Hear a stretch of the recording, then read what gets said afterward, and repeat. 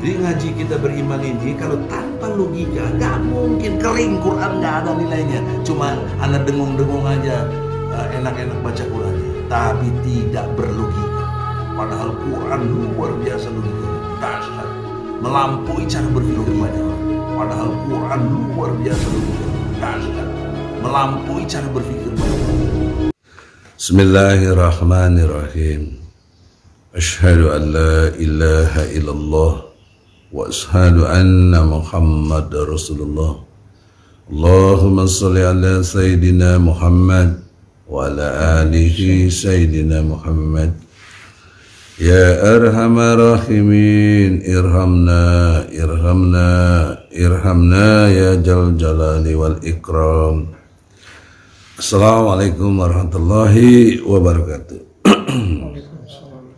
Saudara-saudara netizen, follower ESM, Facebooker, nah, insya Allah yang selalu selama ini setia bersama kajian-kajian dari saya, insya Allah tetap berdasar kepada OSJUBDIL, objektif, sistematis, toleran, jujur, benar, adil. Inilah ESM teori, Egy Sujana Mastal teori untuk membedah apapun. Metodenya itu dimulai dengan objektivitas, akan sampai kepada keadilan. Kalau dimulai dengan subjektivitas, nanti sampainya kepada ketidakadilan atau zolim. Nah, dalam kesempatan sekarang ini 12 September ya, tahun 2020, di kediaman saya di Bogor, saya bersyukur atas izin Allah lewat proses takdirnya sudah 30-an tahun berlalu baru jumpa lagi dengan satu perguruan.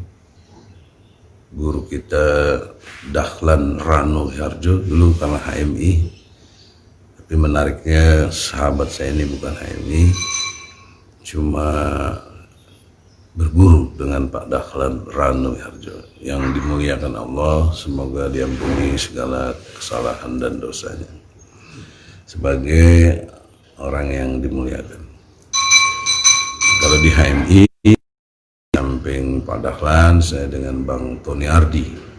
Nah, itu guru pertama kita di HMI, Tony Ardi. Dan Bang Sahroji juga tentang esensi ajaran Islam. Dan selanjutnya kita berdiskusi dengan, tapi kalau pernah berguru saya dengan langsung Muhammad Natsir sebagai kader Masyumi, juga Muhammad Rum ya, dan Asman Ralibi ya, saya ingat beliau pernah mengkader kita serius di Dewan Dakwah. Nah, dalam kesempatan ini saya perkenalkan saudaraku, silahkan. Assalamualaikum warahmatullahi wabarakatuh. Alhamdulillah pada hari ini setelah 30 tahun kami baru bertemu lagi dengan saudara seperguruan Bang Egy Sujana. Di sini kami bersama-sama komit untuk mengisi kehidupan dengan mempelajari Al-Quran dan mengamanahkan apa yang difatwakan Allah Subhanahu wa Ta'ala untuk kehidupan sehari-hari. Itulah komitmen kami dengan Bang Egy. Segala sesuatu kami kembalikan kepada Al-Quran dan Sunnah Hadis, karena itulah adalah pedoman hidup bagi seluruh muslim. Semoga pengajian dengan Bang Egy ini dapat berlangsung dengan mempelajari Al-Quran dengan sebenar-benarnya dan mengamalkannya dengan sebaik-baiknya sesuai dengan apa yang difatwakan dalam Al-Quran, yaitu rahmatan lil alamin. Amin. Ya, satu lagi kader di Bogor nih, silakan kenalin namanya. Assalamualaikum warahmatullahi wabarakatuh. Nama saya Agus Sahtiar. Saya sehari-hari mengikuti kajian Asyubedil bersama abang kita, Bang Egi, yang dimuliakan Allah. Amin. Terus dengan kawan juga ini yang baru ketemu ini dari Jakarta. Mudah-mudahan dimuliakan Allah juga. Bersama ini kami sedang mengikuti arahan-arahan atau mempelajari dari Asyubedil, teori-teori yang sangat dalam dari Bang Egi Sujana ini untuk mengacu kepada Al-Quran dan Sunnahnya. Assalamualaikum warahmatullahi wabarakatuh. Belum ngaji, cuma saudaraku, brother Grandia, buka surat 8 ayatnya 60 yang menjadi perhatian kita semua para kader yang mestinya. Surat 8. Ya, surat Al-Anfal ayat 60. Ini bagusnya diulangi tahap demi tahap, pelan-pelan aja baca. Al-Anfal ayat 60. Dan persiapkanlah dengan segala kemampuan untuk menghadapi mereka dengan kekuatan yang kamu miliki dan dari pasukan berkuda yang dapat menggetarkan musuh Allah, musuhmu dan orang-orang selain mereka yang kamu tidak mengetahuinya, tetapi Allah mengetahuinya. Apa saja yang kamu infakkan di jalan Allah, niscaya akan dibalas dengan cukup kepadamu dan kamu tidak akan dizalimi atau dirugikan. Pertanyaan saya, brother, Ya, ada berapa elemen yang diutarakan atau disebut di dalam ayat itu? Elemen apa aja? ya. Satu, Kita harus siap dengan siap yang optimal. optimal. Dua, Dan kita harus menunjukkan kualitas sehingga yang kita bisa menggentarkan. musuh-musuh Ketiga, Allah. Ketiga, kita harus juga berinfak. Keempat, Allah balas. Allah akan membalas dengan kita harus sebagai orang yang mengatur. Enggak, balas dulu. Allah balas Allah akan membalas dan tidak akan dirugikan. Iya. Maka keempat, konsekuensi logis dari yang kelima, konsekuensi logis dari empat itu tadi. Ya, kita kamu harus mengatur. ya, kamu mengatur. Kita harus mengatur ya betul-betul pemerintahan ya, Ya, kehidupan begitu. ya, ekonomi. Oh, iya. Dasar ya Quran kan. Ya, saat ini tapi ini nggak pernah dibahas. Kak Dahlan juga nggak bahas. Guru kita enggak. Tapi dia tajam. Dia ini pikiran-pikiran beliau itu kan lebih kepada buku-buku umum. Iya. Dia senang kajian ideologi, ya, kajian-kajian yang sifatnya intelektual, gitu. Sehingga dia merasa, ini saya menilai ya, karena setelah saya belajar kan, kurang mengambil dalil Quran. Karena Anda merasakan mana ada. Dia senangnya baca buku ini, tapi dalil Quran enggak. Nah ini juga menurut saya kelemahan perkaderan HMI ya, di dalam konteks mengkader dirinya ya, itu tidak konsisten dengan turut Quran hadisnya itu. Itu Pak. Ya. Jadi turut Quran hadisnya itu tidak dijadikan satu metodologi. Maka sejak itu saya banyak berpikir dan berbarengan dengan situasi masuk kasus Ajas Tunggal Pancasila. Ya kan? Tahun 83. 83 saya. Sampai 86 tuh pergolakannya. Aku sempat ikut sama Pak Dahlan tuh di kantor PB HMI di Colosari yang ada malam-malam dibubarin itu. Iya. Yang karena itulah contohnya. sampai kongres di Medan awalnya itu. Tidak bermaksud mengklaim atau apa, tapi kalau hari ini muncul istilah kami Koalisi Aksi Menyelamatkan Indonesia, dalam skup HMI dulu kita udah bikin namanya MPO. Iya, Majelis Penyelamat. Majelis Penyelamat Organisasi. Artinya itu cikal bakal teorinya itu kita udah ngerti duluan gitu loh. Ini masa melampaui udah 35 tahun lalu diulang lagi yang begitu-begitu. Jadi oleh karena itu tidak bermaksud mengklaim lagi, tapi sayalah ketua pertama. MPO. Iya, MPO saya ketua pertama. Iya, di tengah situasi. Judil Heri Justam Pak pernah tahu dia. Gimana orang itu kayaknya agak. Ya dia HMI tapi senior saya, cuma nggak gaul lah. Judil Heri Justam. Saya justru gaul sama Bang Hariman Siregar. Hariman Siregar ya. Iya, Bang Hariman saya gaul, bahkan ya banyak juga kalau boleh diistilah berguru karena kita harus takjim ya dalam konteks etika. Satu huruf diajarkan kepada kamu, itu kamu harus anggap dia guru kamu. Dalam konteks satu huruf itu. Apalagi banyak huruf, banyak ucapan, yang antum kemudian dapat hidayah, terbuka dan lain. Oh, itu guru. Jadi oleh karena itu saya seperti Bang Tony Ardi itu pantas guru, Bang Sahroji itu guru, Bapak Dahlan Ranu, Pak Deliar Nur ya. Guru, ya, kemudian Bang Hariman dari, walaupun beda ini tapi logika lainnya dia hebat, kuat ya, walaupun bukan kader HMI. Metode saya itu osjubedil, objektif. Coba ulangi, osjubedil. Osjubedil. Objektif, sistematis, toleran, jujur, benar, adil. Nah, itu metode berpikir.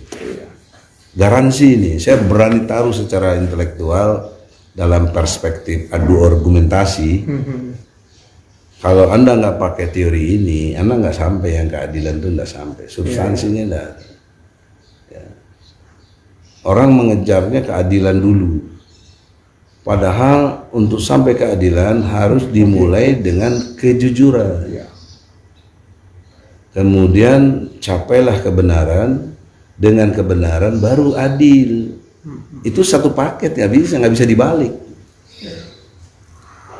Nah, yang juga orang tidak untuk mencapai jubedil harus terkondisi objektif, sistematis, toleran. Harus, kalau enggak dapat jubedil gitu.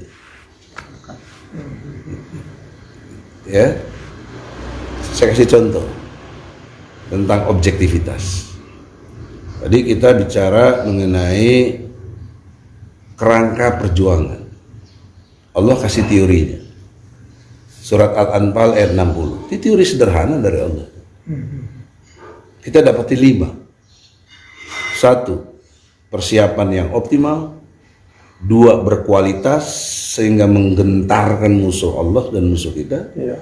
3. Kemampuan berkorban lewat infak, sedekah dan lain sebagainya. Infak juga jangan dipahami sekedar duit, infak pemikiran, infak tenaga, infak segala macam akses. Itu harus diinfakkan. Kita sayangnya memahami infak sempit soal duit melulu, dan itu recehan lagi. Ya, kemudian yang keempatnya, Allah pasti balas. Jadi ada reward. Ada reward, janji Allah itu, ya ayyuhallazina amanu in tansuruhu yansurkum wa yutsabbit aqdamakum. Hai orang-orang beriman, Allah akan bela kamu bagi yang mau membela agama Allah. Dan bahkan Allah kuatkan kedudukanmu. Nah, ini rewardnya nih. Kalau tadi ini sudah dijalankan persiapannya. Persiapan yang optimal itu apa? nggak bisa, nggak, harus didahului dengan keimanan dan ketakwaan kepada Allah. Jadi persiapan utama kita adalah keimanan dan ketakwaan yang optimal kepada Allah, bukan yang lain-lain. Nah, juga bicara iman, ya, bicara iman, Adinda Gran, ya, Agus, semuanya itu kesalahan lagi dalam pemikirannya adalah seolah-olah iman itu percaya saja. Iman adalah percaya. Kalau iman sekedar percaya, saya nyatakan di sini setan jauh beriman. Iya. Karena setan dialog sama Allah. Iya. Bagaimana? Tapi dia paling penentu. Coba, iya dong kalau cuma percaya. Maka konstruk Islam, nah ini konstruk Islam itu, coba kalau nggak pakai Quran susah, mesti pakai Quran karena ini metode objektif itu, ya, surat 2 ayat 218, supaya kita betul-betul mencapai jubedil itu, jujur bener Surat adil. 2 ayat 218. 200. Ya, jadi dari ayat tadi itu persiapan itu mengacu kepada persiapan yang optimal itu iman Iya. dan takwa. Surat Sampai Al-Baqarah berjihad. ayat 218. Ya, di mana itu? Sesungguhnya Surat Al-Baqarah ayat 218. Iya. Sesungguhnya orang-orang yang beriman dan orang-orang yang berhijrah dan berjihad di jalan Allah, mereka itulah yang mengharapkan rahmat Allah. Allah Maha Pengampun, Maha Penyayang. Jadi ada 3 poin apa itu? Pertama, 4 malah. yang pertama ya iman ya. Iman. Iman yang kuat, dan itulah yang iman ini dalam artinya kita juga berhijrah maksudnya bukan hijrah kayak zaman Nabi gitu. Jadi artinya Hijrah nilai dari nilai-nilai yang dari nggak benar jadi benar. dari nggak benar jadi benar. Misalnya kalau yang dari kemarin istilahnya kayak teroris gitu, tapi sekarang dengan betul-betul amalan Al-Quran yang rahmatan lil alamin. Ya. Nah, kan begitu kan? Ya. Nah, barulah Iya. kita masuk wilayah jihad. Jihad. Nah, jihad juga di sini bukan diartikan artinya kayak kita ngebom bukan begitu kan, Bang. Ya, artinya jihad di sini justru untuk memberikan sesuatu yang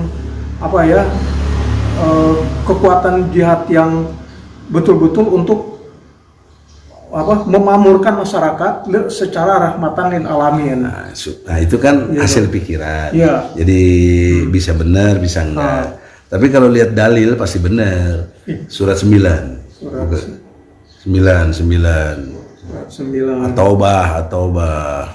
Surat At-Taubah ayatnya 105 gitu loh. Surat 9. 9 At-Taubah. Jadi kategori jihad kita proporsional. Ya. Sangat jelas. Surat Jangan 9 ayat berapa? 105. 105. Ya, oke. Hmm.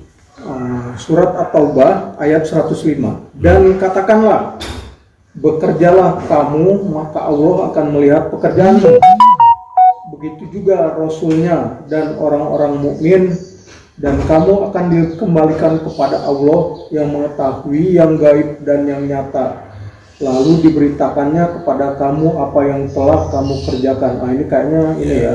Jadi bekerjalah kamu, maka Allah akan melihat. Jadi kerja itu kan jihad. jihad ya, iya itu Karya nyata. karya nyata. Itu jadi nggak nafsir gitu. Iya. Fakta Quran. Iya. Jadi kalau kamu iman, hijrah, jihad, dahsyat sudah. Baru yang disebut rahmat Allah turun. Iya. Nah, kita seringkali berdoanya minta rahmat Allah, tapi elemen-elemen untuk dapat rahmat Allah kita nggak kerjain. Untuk bekerja ya. Nggak masuk akal kan? Iya. Ya. Jadi kalau yang mau mendapat rahmat Allah berdasarkan surat At-Taubah ayat 218, beriman, berhijrah, berjihad. Nah, rahmat Allah itu turun. Nah, situasi ini, brother, situasi ini tidak terelakkan pada titik tertentu, to be or not to be. Kamu membunuh atau kamu dibunuh. Iya. Ideologi juga begitu. Iya. Kita kalah dalam kekuasaan, berlaku ideologi orang lain yang menang itu. Ya, makanya kita jangan kalah. Jangan kalah, kacau itu loh. Ya, ditindas habis, walaupun ideologi itu nggak benar. Iya. Nah, ini teori umumnya itu begitu. Ya. Jadi kekuasaan menentukan untuk satu perubahan. Ditarik ke dimensi ajaran Islam, tanpa kekuasaan kurang lebih, bisa kurang bisa lebih. Itu 65% ayat-ayat Quran yang berkait dengan dimensi perlunya kekuasaan tidak bisa jalan. Nggak bisa jalan. Gini, kalau teori Pak Dahlan itu, Gimana? power tanpa posisi adalah power yang mentah. Posisi tanpa power, posisi yang mentah. Ya. Gitu. Oke, Jadi clear, orang kan? Islam harus mempunyai kekuatan dan posisi untuk menciptakan rahmatan lil alamin itu. Iya. Itu Bang Egi. Betul. Oleh karena itu, gitu loh. Oleh karena itu, saya pernah buat buku, namanya Islam Fungsional. Jadi Islam itu harus berfungsi melalui 3 hal. 1, integritas, 2, kapasitas, 3, otoritas. Nah, orang-orang yang punya integritas, tadi udah including di sini iman, takwa, itu di integritas. Kemudian dia punya kapasitas, entah intelektualnya dan lain-lain sebagainya, orang yang berkapasitas. Kemudian ditambah lagi dia punya jabatan, posisi, otoritas. Oh, jadi Islam itu fungsional. Islam berfungsi. Nah, cuma sayangnya orang banyak salah kaprah, ya, mendekati ajaran Islam tetapi oportunis. Tidak bisa. Jadi mereka begini ya, saya kadang-kadang aneh juga. Mereka baca Quran, mereka sholat apa, tapi begitu ada sesuatu yang harus digunakan ayat Al-Quran, nah mereka ya seperti Bang Egy bilang itu oportunis. Ya, maka dari itu, nah ini penting juga. Bagi pengikut, follower, atau bahasa di Facebook bisa netizen, ya kan? Iya.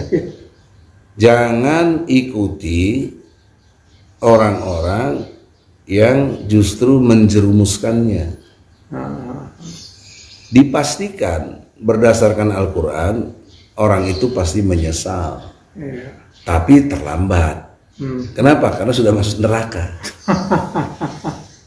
Nah, coba buka surat 33 ayat 67.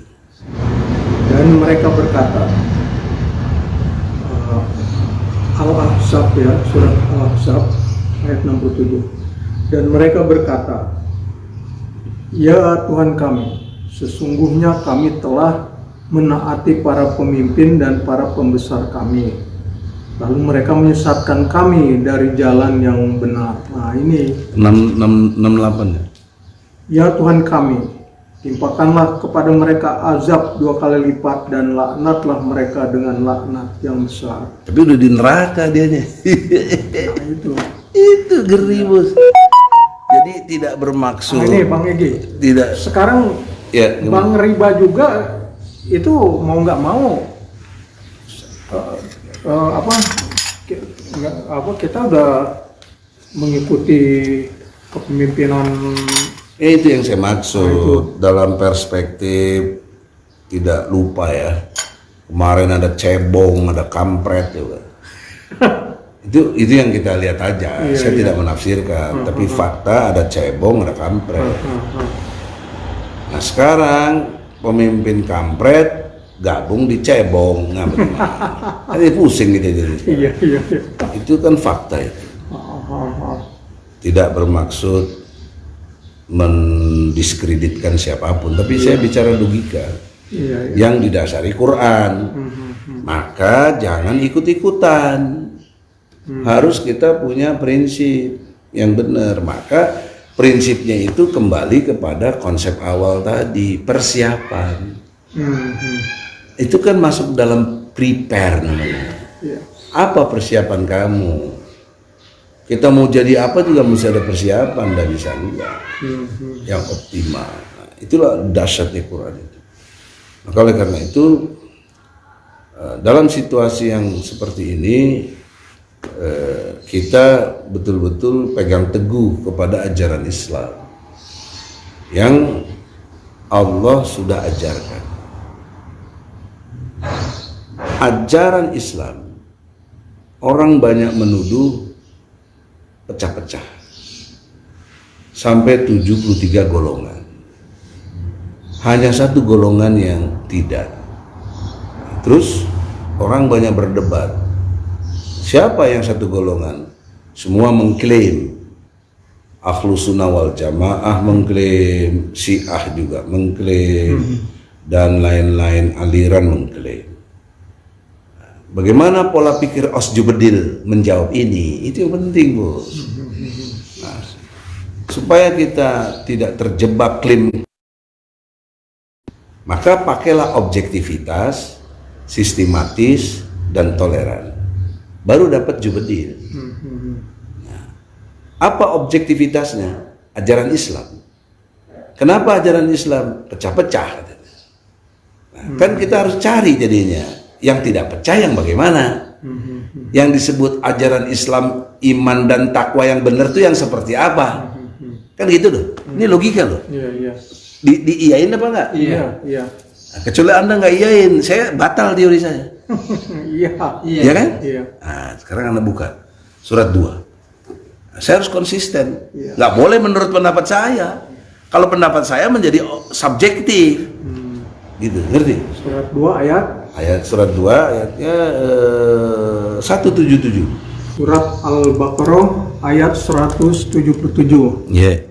Kebajikan itu bukanlah menghadapkan wajahmu ke arah timur dan ke barat. Nah, dah sampai situ dulu coba. Tidak timur, tidak barat. Ini peradaban dunia besar loh, timur barat. Itu bukan Islam. Bukan kapitalis, bukan komunis. Timur dan barat bukan sebagai suatu kebudayaan. Iya, bukan. Salah orang. Makanya kan banyak ribut. Oh, kita orang timur begini, orang barat begini, nggak bisa. Tetap salah kau. Salah. Iya. Nggak ada, Quran nggak ngajarin begitu. Terus. Tetapi kebajikan itu ialah kebajikan orang yang beriman kepada Allah. Itu satu, beriman kepada Allah. Hari akhir. 2 hari akhir. Malaikat. 3 malaikat. Kitab-kitab. Dan nabi-nabi. Yang memberikan harta yang dicintainya kepada. Infak lagi tuh tadi, memberikan harta. Rukun iman.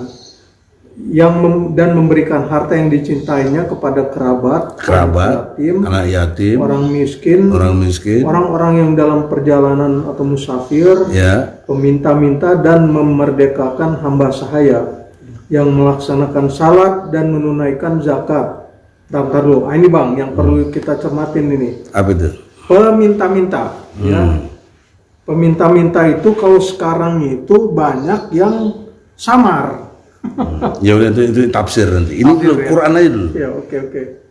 Minta-minta dan untuk memerdekakan hamba sahaya yang melaksanakan salat. Oh, ini peminta-minta dan hamba sahaya ini yang melaksanakan salat. Iya, kalau nggak salat jangan dikasih.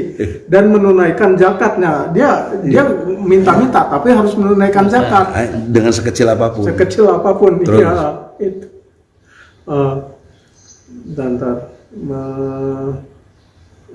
Orang-orang yang menepati janji apabila berjanji. Intinya kalau janji itu banyaknya bohong tuh. Pemimpin banyak bohong janjinya itu. Iya, betul. Dan orang yang sabar dalam kemelaratan, penderitaan, dan pada masa peperangan. mereka itulah orang-orang yang benar dan mereka itulah orang-orang yang bertakwa. Ini Jadi yang benar yang mana? Yang benar yang mana? Takwa ya. yang benar ini yang tadi orang Yang semua disebut tadi. Gimana? Itu logika Iya, Osjobedil dong ente. Inilah hebatnya teori Osjobedil, bukan Egy Sujananya. Oke, ini anak-anak baru apa? Iya, benar. Itu jadi udah ketemu ya. Begini ya, ada satu Ketemunya begini, saya mau kasih formulasinya dulu bahwa tadi kita objektivitasnya kan Islam terpecah-pecah. Itu objektivitas. Iya. Ya. Lalu objektivitasnya lagi gimana nyelesainnya? Nah, saya kasih ayat ini. Nah, kalau ada yang masih nggak beriman dengan ayat ini atau menentang, ya bukan Islam namanya. Allah yang mengatakan inilah yang benar. Inilah yang berkategori takwa itu ini. ini. Memang kalau soal saya ngomong gitu ya, Bang ya. Saya pernah baca teorinya Lenin ini, bukan apa. Jadi dia itu melarang pengikut-pengikutnya untuk memberi memberi kepada peminta-minta karena itu akan memperlambat jatuhnya kapitalisme. Itu teori mereka. Tapi kalau kita memberi kepada peminta-minta bukan karena kita memperlambat jatuhnya kapitalisme, karena kita punya sistem lain yang kapitalisme itu memang nggak berlaku di dalam Islam. Iya, benar. Tapi Iya. penjelasan lainnya begini. Konsep memberi itu adalah konsep menerima. Nah, gitu. Jadi ketika Anda memberi, Anda telah menerima keberkahan dari Allah. Itu yang dijaga. Itu yang nggak dipunya oleh komunis. Nah, iya itu. Nggak ada. Jadi kalau Anda mau menerima yang banyak, ya Anda harus memberi yang banyak. Gitu. Jadi teori feedback Iya. nggak ada. Justru dengan kita banyak memberi, apalagi kategorinya sedekah, itu Anda akan menerima apa? Keberkahannya. Nah, keberkahan itu kedahsyatan yang nggak dipunyai oleh sistem ajaran lain kecuali Islam. Makanya kapitalis, komunis, nggak ada nilai keberkahan itu, tidak ada. Nggak ada, iya. Apa keberkahan itu? Kan begitu ya. Anda maafkan saya kalau keliru. Dulu saya dengar dan lihat Anda punya 3 mobil, punya uang banyak. Ya, Tapi saya melihat tidak ada keberkahan. bisa jadi. Bukan saya udah pasti. Kenapa? Iya. Anda masuk penjara. Jadi tidak bermaksud mengungkit gitu ya. Iya. Lalu maafkan juga. Keluarga berantakan. Iya. Ini evaluasi supaya Iya. sadar diri. Saya lagi ngajarkan teori moral dalam Islam. Ini nggak ada di komunis sama di Iya. di kapitalisme, mana ada yang begini-begini. Di ajaran lain nggak ada. Iya. Nah, keberkahan itu nilai yang Anda dapat membawa Anda kepada takwa kepada Allah, kepada suasana iman yang nyaman. Kalau ibadah itu senang, bukan ibadah jadi beban. Sabar itu Anda nikmati, bukan sabar itu marah-marah jadinya, atau kesel, Iya. sebel. Nah, ini berat, ilmu begini berat. Saya ngerti teorinya, tapi prakteknya juga, ya namanya manusia ada aja kurangnya, nggak ada yang sempurna kan. Tapi teori harus ngerti, teori harus ngerti kita, jangan on. Ya, jadi oleh karena itu kebenaran dalam perspektif Islam adalah ada pada keberkahannya. Gitu. Sebaliknya, walaupun dia relatif sederhana, nggak punya mobil, nggak punya apa itu, tapi dia nyaman, dia enjoy, dia happy. hatinya. Tidur, apa ukuran tidur? Nyenyak. Iya. Teman banyak, disukai banyak orang, ya, itu keberkahan. Tapi yang saya cari kaya raya, juga teman banyak, enak tidur dan lain sebagainya, tapi tetap berjuang di jalan Allah. Nah, itulah keberkahan yang top. Tidak istidrots gitu, tidak juga kelelahan. Jadi rumusannya sederhana, kaya tapi taat. Taat tapi kaya. Jangan kayanya taat. Kayaknya Kalau kayaknya taat, kan tidak taat, ya kan? Munafik jatuhnya. Gitu loh, pencitraan dan lain sebagainya. Nah, oleh karena itu, terus saudaraku ya, jadi ke depan ini kalau bangunan Islam itu udah amat sangat jelas, ya. yaitu iman dan takwa. Tapi harus didahului dengan persiapan tadi. Dan persiapan kita itu harus menggentarkan. Coba bayangkan ada kalau misalnya kelompok sebelah, lihat kita jago berkuda, jago memanah, jago berenang misalnya. Terus hari ini bisa jago komputer, jago dalam banyak hal. Lihat kita, gentar mereka. Nah, jadi pertanyaan seriusnya, ini kan ayat udah 1500 tahun lalu ya, ayat tadi itu yang Al-Anfal 60. Kok umat Islam nggak ada yang siap-siap gitu?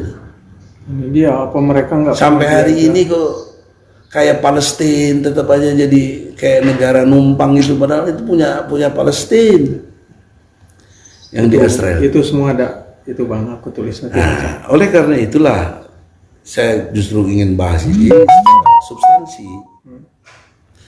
Revolusi itu satu pendekatan perubahan secara cepat. Graduasinya ada namanya evolusi.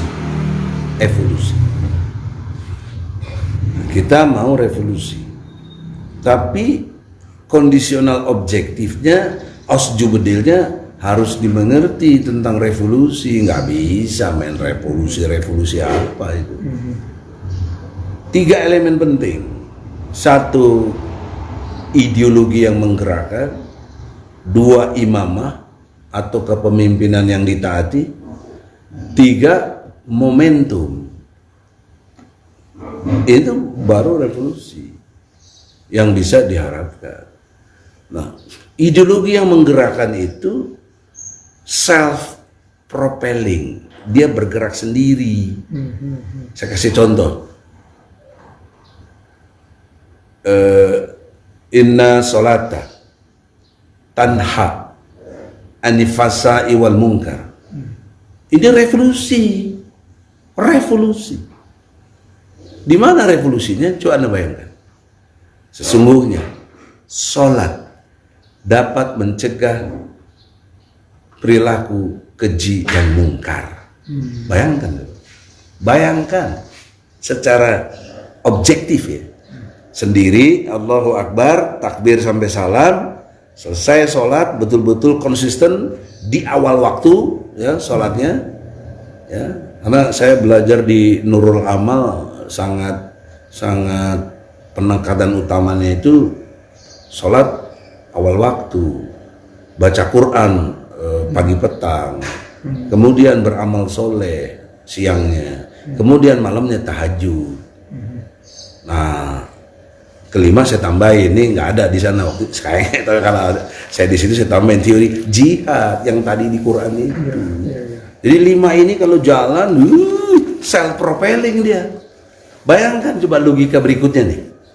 Anda boleh tes secara wawancara atau penelitian secara serius juga silahkan. Datang ke penjara-penjara, cari populasi yang ada di situ, ukur tingkat sholatnya.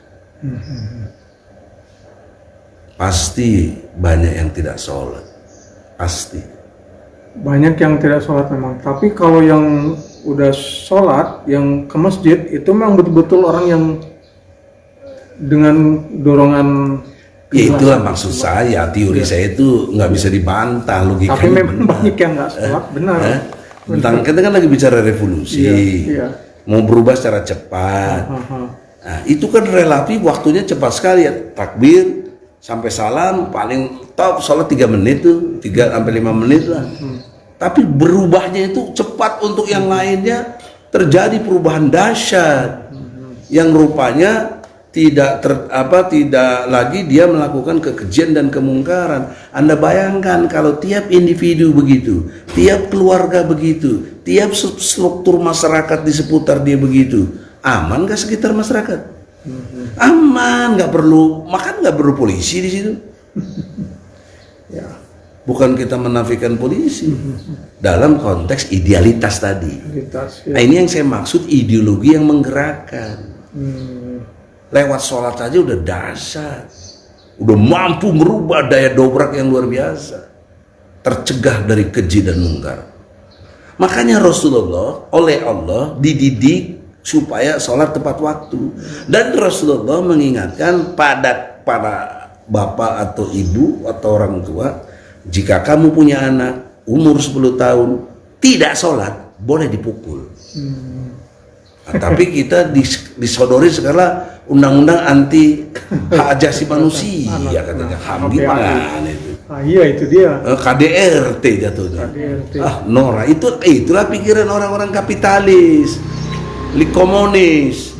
Yang tadi justru Lenin ngajarin jangan kasih infak biar orang miskin berontak, kan begitu. Iya. Kaum proletar. Iya. Nah, itu komunis pikirannya. Ya.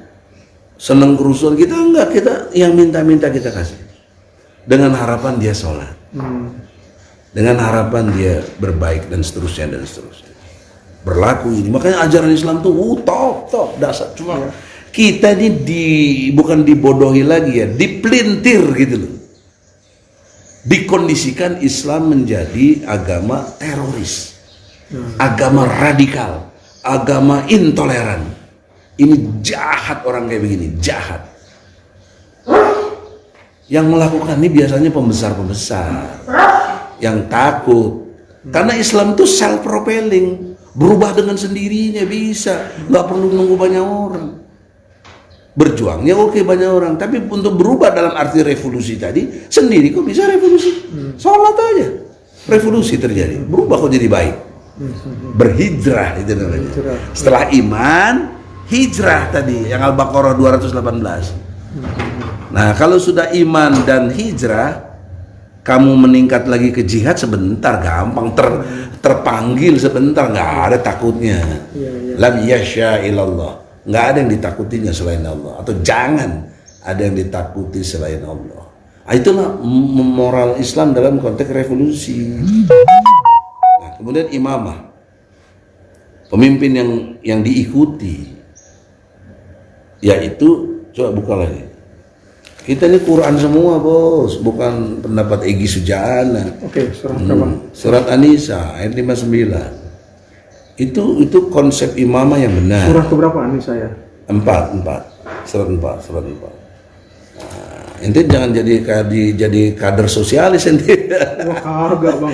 Harus pakai Quran. Surah An-Nisa ayat 59. Wahai orang-orang yang beriman, taatilah Allah dan taatilah Rasul Muhammad dan ulil amri, pemegang kekuasaan, selama pemegang kekuasaan berpegang pada kitab Allah dan sunnah Rasul. Itu catatan kakinya di antara kamu. Kemudian jika kamu berbeda pendapat tentang sesuatu, maka kembalikanlah kepada Allah, Al-Quran dan Rasul sunnahnya. Jika kamu beriman kepada Allah dan hari kemudian, yang demikian itu lebih utama bagimu dan lebih baik akibatnya. Atiullah wa atiur Rasul wa ulil amri minkum. Itu yang pemegang kekuasaan yang ada catatan kaki. Taatilah Allah, taatilah Rasul, dan taati pemimpin di antaramu. Jangan lupa mu-nya di sini kembali kembali kepada ya ayyuhallazina amanu, orang-orang beriman. Partai B, pedut itu mah nggak ada itu. Sekarang Kalau sekarang kan kalau siapa yang punya fulus, sekarang kan pendekatannya feodal, oligarki, transaksional.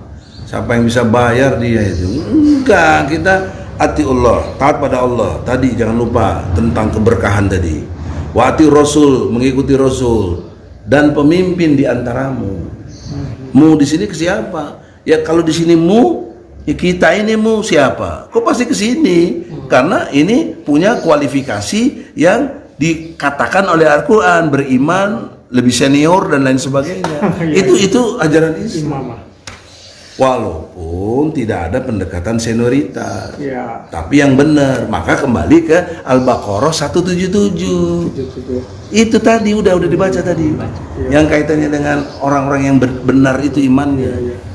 Nah, itu logika Quran tuh. Ini baru beberapa ayat aja udah demikian Dasar. tajam ya.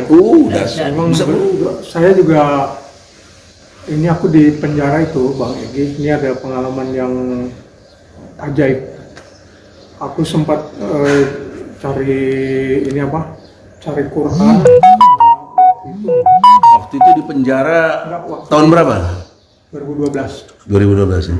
Waktu di Polda itu, aku mau baca Quran nggak ada. Akhirnya aku berpikir aku mau menghafal Quran. Buku Yasin yang kecil itu, itu aku baca 3 kali sehari, subuh, habis asar, maghrib. Sekarang itu aku hafal. Hafal? Yasin itu, iya. Luar biasa ya. Alhamdulillah. Allahu Akbar. Terus cari Qurannya di mana tadi? Kan nggak dapat Quran di mana jadi? Enggak, waktu di Rutan ada. Di Rutan ada. Baru anda Nah, akhirnya aku terus baca itu Yasin supaya nanti kalau ada keadaan darurat perlu hafalan Quran, akhirnya Yasin itu hafal aku. Allah. Sampai sekarang? Sampai sekarang. Allah. Alhamdulillah itu udah komitmen aku, subuh, asar, maghrib kalau aku lagi di rumah itu aku baca. Paling enggak subuh itu sudah subuh itu. Itu. Insya Allah lah buat ngirim ke orang tua lah gitu. Ya, itulah. Itu yang nggak ini bisa hafal Yasin itu nggak di dalam Nah, penjara. Iya. Antum udah 30 tahun kita nggak ketemu ya. Iya. Antum mau akui atau tidak, objektivitas yang saya sampaikan ini benar apa enggak? Oke, aku sekarang juga ketemu Bang Egy kayaknya keajaiban gitu. Kok bisa ketemu gitu? Itu. Izin Allah. Iya gitu. Izin Allah. Dan- Nah, itulah makanya oleh karena Iya. itu kita jangan lagi terjebak kelompok A, kelompok B. Iya. Jangan. Kita mengacu kepada guidance-nya tadi Quran, Iya. atiullah wa ati rasul wa ulil amri minkum. Nah, kalau kepada pemimpinnya ada persoalan, kamu kembali lagi kepada Allah dan Rasul. Apa? Lihat lagi dalil Qurannya, lihat lagi dalil hadisnya, gitu. Baru kita bisa menentukan. Juga ada jumhur ulama. Nah, tapi poin pentingnya sekarang adalah kita kurang persiapan, itu yang mendasar, sehingga kita tidak menggentarkan musuh Allah, musuh kita. Orang berani, karena teorinya begini, kalau kita berani relatif ya, dan bisa juga dipastikan mereka takut, karena persiapan kita kuat. Menggentarkan, Allah kalau udah bikin rumus nggak bakal salah, pasti gentar mereka. Iya. Nah, logika terbalik. Kenapa tidak gentar dia?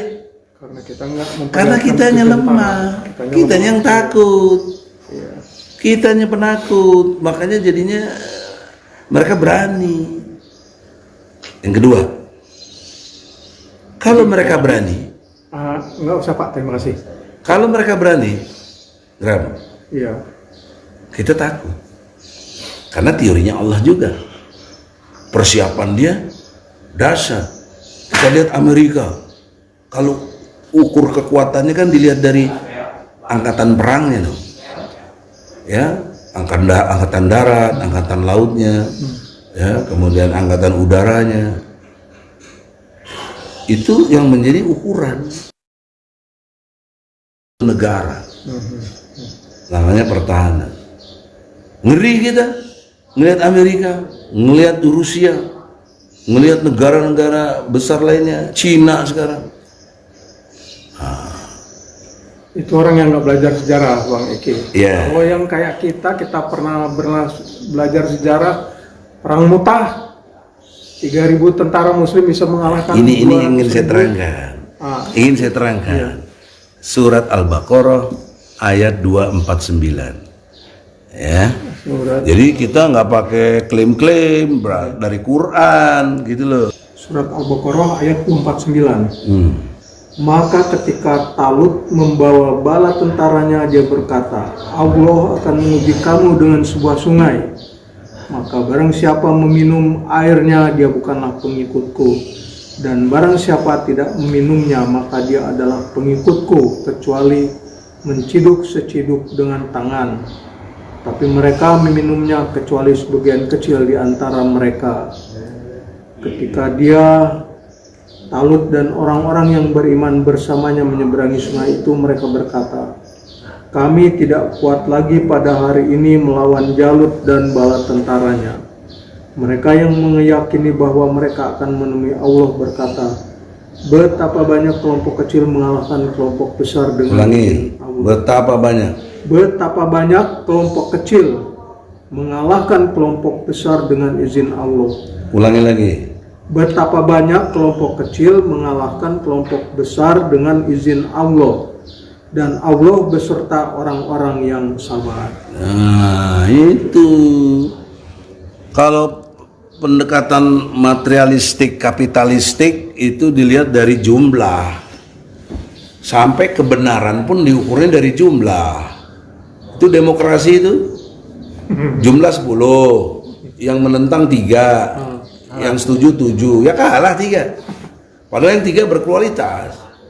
Jadi kebenaran aja ditentukan oleh jumlah. Mereka merasa menang, merasa hebat karena jumlah. Nggak ada itu kalau konteks Islam.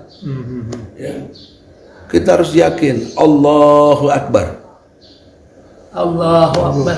Allahu Akbar. Allahu Akbar. Yang semangat dong. Allahu Akbar. Allahu Akbar. Artinya apa?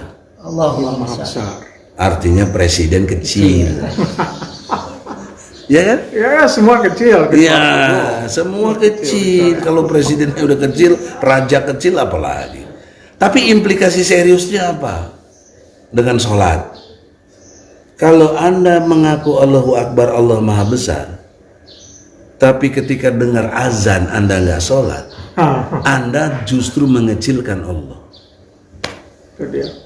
Anda musyrik, Itu dia. membesarkan selain Allah. Itu aku Itu substansi tauhid. sempat.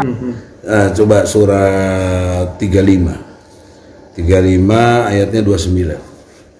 Harus itu yang di upgrade, di upgradingkan gitu loh, atau dididik, di training kepada masyarakat, kepada kalau kalian gubernur ya, kepada bupati itu, wali kota, kalau kalian bupati, wali kota, kepada staf-stafnya dan seterusnya, AS, dididik, di-upgrade Qur'annya, sholatnya, infaknya.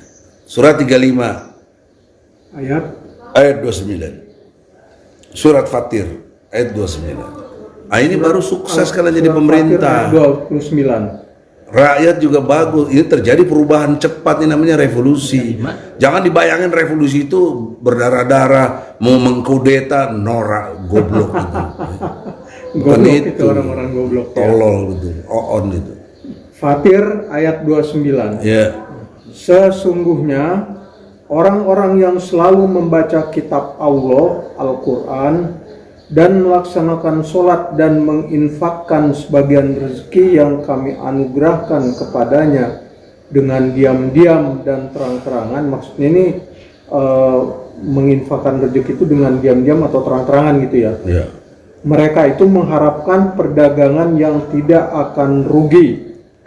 Secara osjubedil, Anda bayangkan coba tuh, baca Quran, sholat, infak, tijaro lam tabur, satu bisnis yang tidak akan rugi gitu. Orang nggak kepikir apa hubungannya sholat sama dagang, apa hubungannya baca Quran sama dagang, apa hubungannya infak dengan dagang. Tapi Allah menghubungkannya dengan sangat cermat dan cerdas. Itu yang mendatangkan keberuntungan, tidak akan rugi dengan ASI itu. Sekilas tadi sudah saya singgung, kalau rakyat sholatnya dijaga dengan baik, dia berkualitas sumber daya yang tidak membuat keji dan mungkar sebagai sumber daya manusia. Nggak perlu penataran P4 lah, ini itu nggak ada gunanya apa itu. Yang perlu ditatar adalah Qurannya, sholatnya, infaknya. Itu janji Allah. Anda bayangkan coba, kalau setiap hari Anda baca Quran, tercerahkan. Ini kan kalau Cerdas. ya, Dan Anda punya wawasan.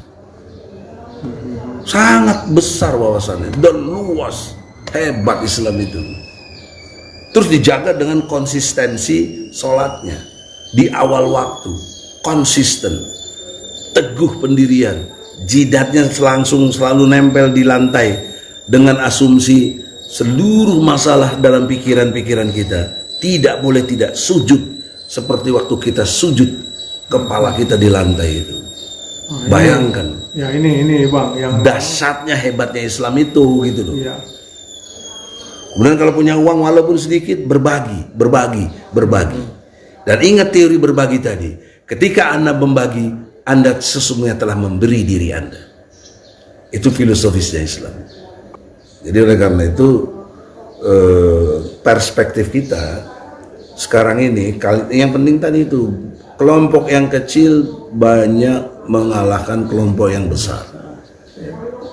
Nah, tapi sekarang ini mengerikannya kelompok kecil seperti BIN misalnya punya pasukan. Bagaimana? Itu di mana rumusnya? Undang-undang tentang BIN aja nggak ada itu. Punya pasukan, tidak dibenarkan. Iya. BIN itu kalau bekerja justru nggak kelihatan. Nah itu dia. Jangan Dia kan nyerap informasi, ya. Dan sekarang tidak, ingat loh, BIN bukan penegak hukum. Jadi untuk apa pesta? Untuk apa pasukan? Bukan penegak hukum. Polisi boleh karena dia penegak hukum. Jaksa ada senjatanya. Semestinya advokat ini punya senjata. harusnya iya. Jadi oleh karena itu saudara-saudara, dalam perspektif gerakan ini kita sedang menghadapi satu situasi yang amat sangat berbahaya. Kaitannya dengan ini, makanya saya dan kawan-kawan bentuk ini Tritura, ya. 3 tuntutan rakyat yang sekarang ini, yaitu tolak undang-undang HIP ya, atau RUU-nya, dan kemudian ada BPIP harus ditolak tanpa reserve. Nggak ada lagi cadangan apapun, ditolak, nggak bener ini. Yang kedua, usut tuntas inisiatornya, ya, inisiator dari yang mengusulkan RUU ini. Yang ketiga, bubarkan partai yang jelas-jelas di ADART-nya menghendaki, saya ulangi, menghendaki mengganti Pancasila. Ya, jadi Trisila, jadi Ekasila. Benar. Ya. Saya kira itu dulu ya, kita tutup dulu, nanti kita ngobrol-ngobrol biasa. Ya, semoga Allah redha. Allahu Akbar, Allahu Akbar, Allahu Akbar, walillahil hamd. Assalamualaikum warahmatullahi wabarakatuh.